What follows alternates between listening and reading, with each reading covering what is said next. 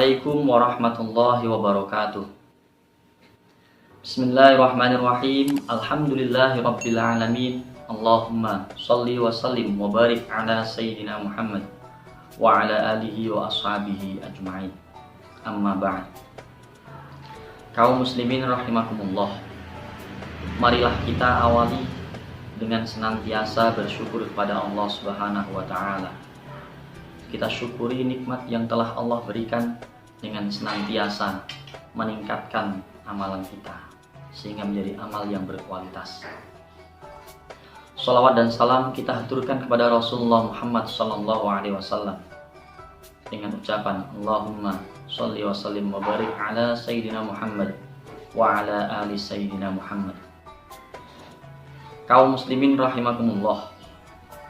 Pada kesempatan kali ini saya akan menyampaikan sedikit hal tentang birrul walidain atau berbakti kepada orang tua.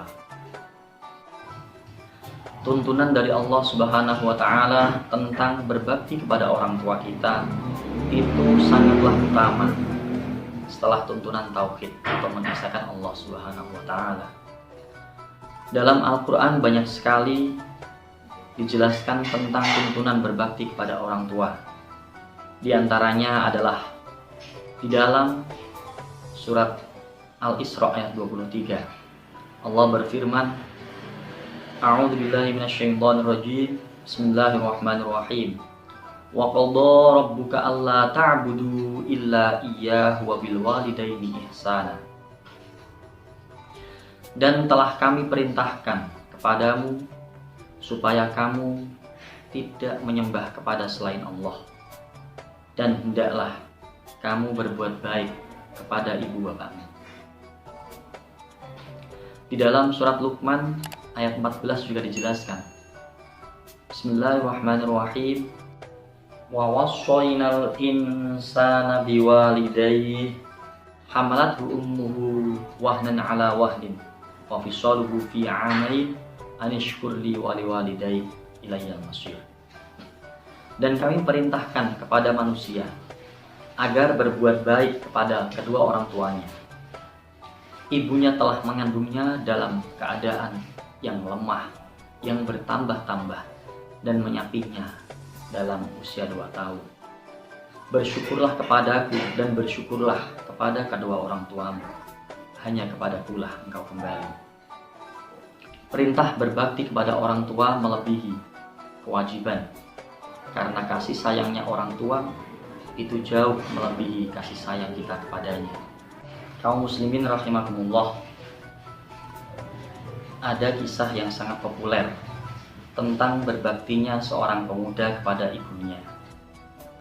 Beliau adalah Uwais Al-Qarni dari Yaman yang hidup di masa tabi'in.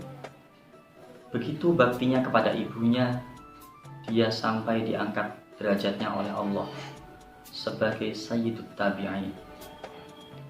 Dia tidak terkenal di bumi, namun dia sangat terkenal di langit karena begitu baktinya pada ibunya. Dikisahkan bahwa Uwais adalah seorang pemuda yang hidup sederhana. Boleh dikata dia seorang pemuda yang miskin. Dia mempunyai penyakit yang belang-belang dalam tubuhnya. Ia mempunyai ibu yang sudah sangat tua dan lumpuh kakinya. Akan tetapi ibunya punya keinginan yang belum bisa terwujud. Keinginannya adalah ibunya ingin menunaikan ibadah haji. Uwais yang tahu akan hal itu cukup terkejut karena jarak antara Yaman dan Mekah lumayan jauh dan kondisi ekonomi yang seadanya. Namun apa yang dilakukan oleh Uwais Al-Qarni? Uwais membeli seekor lembu yang masih anak lembu. Dia buatkan kandang di sebuah bukit. Setiap hari Uwais menggendong anak lembu tersebut naik turun bukit sampai berkali-kali.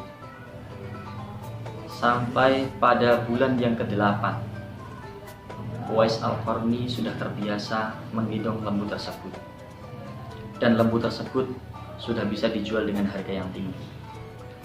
Ternyata dari perjuangan Uwais tersebut, dia ingin membiasakan diri untuk menggendong ibunya, dan sampailah ibunya di kota Makkah dengan digendong oleh anak mudanya, yaitu Uwais Al-Qarni.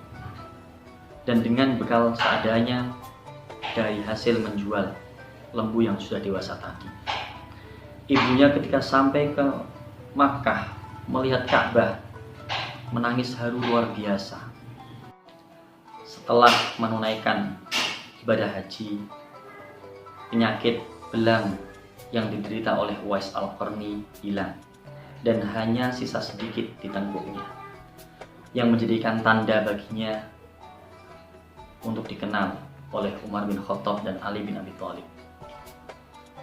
Beliau berdua sengaja mencari Uwais Al-Qarni di sekitar Ka'bah karena Rasulullah pernah berpesan, di zaman kamu nanti akan lahir seorang pemuda yang sangat patuh pada ibunya, sehingga doanya sangat makbul. Carilah dia. Dia akan datang dari arah Yaman. Mintalah doa padanya. Kaum muslimin rahimakumullah, ada banyak hal yang bisa kita lakukan untuk berbakti kepada kedua orang tua kita. Misalnya dengan senantiasa menaati perintah kedua orang tua kita. Tapi ingat, selama tidak melanggar aturan agama. Kita tahu kisah Nabi Ibrahim yang terus-menerus menghormati dan berbuat baik pada ayahnya meskipun beda agama. Kita juga bisa membiasakan dengan berbicara dan perilaku sopan santun kepada orang tua kita. Jangan sampai orang tua kita tersakiti hatinya karena lisan kita, padahal beliaulah yang mengajari kita berbicara di waktu kecil. Selanjutnya kita bisa melakukan dengan senantiasa mendoakannya. Allahumma ighfirli wa liwalidayya warhamhuma kama rabbayani shaghira. Ya Allah, ampunilah aku dan kedua orang tuaku karena mereka telah merawatku di waktu kecil. Kita bisa juga melakukan dengan selalu membacakan Fatihah untuknya. Semoga kedua orang tua kita senantiasa sehat dan senantiasa dalam lindungan Allah Subhanahu wa Ta'ala. Kita juga bisa berbakti dengan cara selalu membahagiakan orang tua kita, dengan cara kita menjadi anak yang selalu terbiasa berperilaku baik, anak yang solih, anak yang sangat semangat mencari ilmu, anak yang berusaha meringankan beban orang tua kita, membantu memasak, mencuci, membersihkan rumah, dan lain sebagainya. Jika orang tua kita sudah tiada, misalnya, kita bisa melakukan berbakti dengan cara menjalin hubungan baik dengan orang-orang yang menjadi teman beliau ketika masih hidup. Dengan demikian,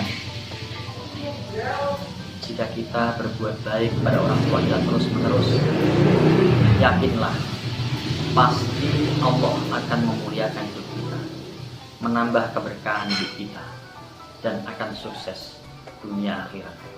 Karena kesuksesan kita tidak lain adalah dari doa kedua orang tua kita.